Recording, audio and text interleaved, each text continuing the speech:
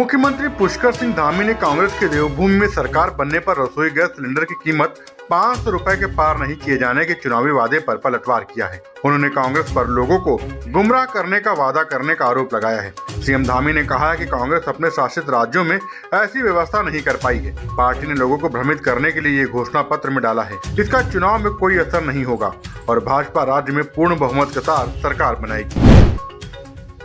उत्तराखंड विधानसभा चुनाव में रामनगर से टिकट फाइनल होने के बाद कांग्रेस नेता हरीश रावत को अंदरूनी विरोध का सामना करना पड़ रहा है। पार्टी का एक गुट जहां रणजीत सिंह रावत को उम्मीदवार नहीं बनाने पर नाराज है, वहीं रणजीत रावत ने भी हरदा को टिकट दिए जाने को गलत करार दिया है। उन्होंने कहा है कि जो लोग अपने क्षेत्र में पहले से सक्रिय हैं, उनको दूसरी जगह पर भेजना और वहां अन्य स्थानों से आए लोगों को लाने से पार्टी अपने लक्ष्य को किसी भी कीमत पर नहीं हासिल कर पाएगी।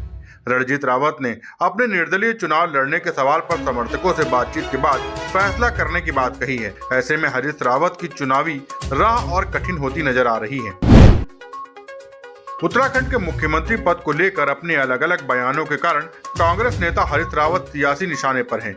मुख्यमंत्री पुष्कर सिंह धामी ने हरदा पर कटाक्ष करते हुए कहा है कि वह कब क्या बोलते हैं उन्हें स्वयं ही नहीं पता। हरीश रावत को उनकी पार्टी ही गंभीरता से नहीं लेती। दरअसल हरीश रावत देवभूमि में कभी दलित मुख्यमंत्री बनाने की चाह, कभी भगवान केदारनाथ से स्वयं के लिए आशीर्वाद लेने, कभी पार्टी संगठन से सहयोग नहीं मिलने की बात कहकर सुर्खियों में बने रहने की कोशिश करते रहते हैं। अब उन्होंने एक बार फिर मुख्यमंत्री राग छेड़ा है।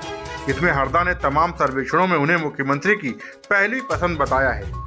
हालांकि कांग्रेस ने राज्य में विधानसभा चुनाव से पूर्व मुख्यमंत्री का चेहरा घोषित नहीं किया है। ऐसे में हरीश रावत के बयानों से पार्टी बार बार असहज हो रही है।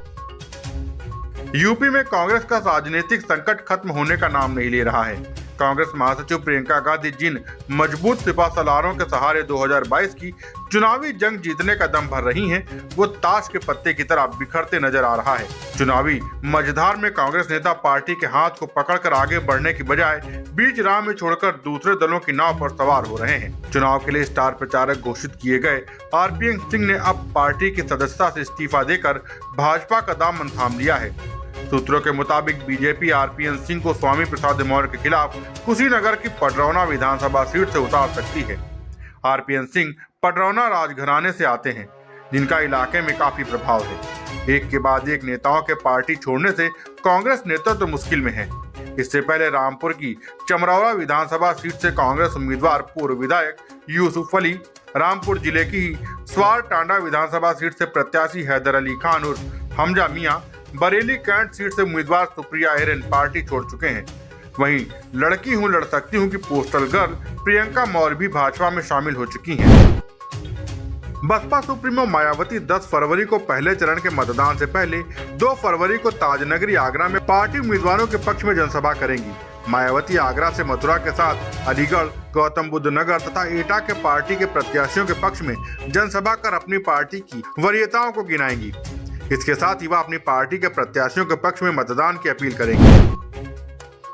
मुख्यमंत्री योगी आदित्यनाथ ने दावा किया है कि यूपी में सपा किसी भी हालत में 100 सीटों की संख्या पार नहीं कर पाएगी। उन्होंने कहा है कि ये सोचना ही नहीं चाहिए कि सपा कोई करिश्मा कर पाएगी। ये वही सपा है जो 2012 में राम जन्मभूमि पर आतंकी हमला करने वाले आतंकियों के खिलाफ दर्ज मुकदमे वापस लेती है। सपा सरकार में प्रदेश के अंदर व्यापक अराजकता बनी रही, दंगे हुए, सामाजिक न्याय को तार-तार करने वाली सपा से जनता कोई उम्मीद नहीं करती। सीएम योगी ने दावा किया कि चुनाव में सपा, बसपा, कांग्रेस और निर्दलीय 100 सीटों के अंदर रहेंगे, जबकि भाजपा 300 से अधिक सीटें जीतेगी। उत्तर प्रदेश सरकार के मंत्री ब्रजेश पाठक ने सपा उम्मीदवारों की सूची को लेकर पार्टी पर हमला बोला है।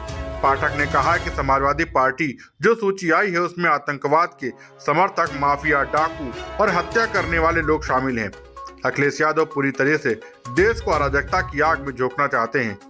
जब परिणाम आएगा तब इसका खामियाजा उनकी पार्टी को जरूर भुगतना पड़ेगा।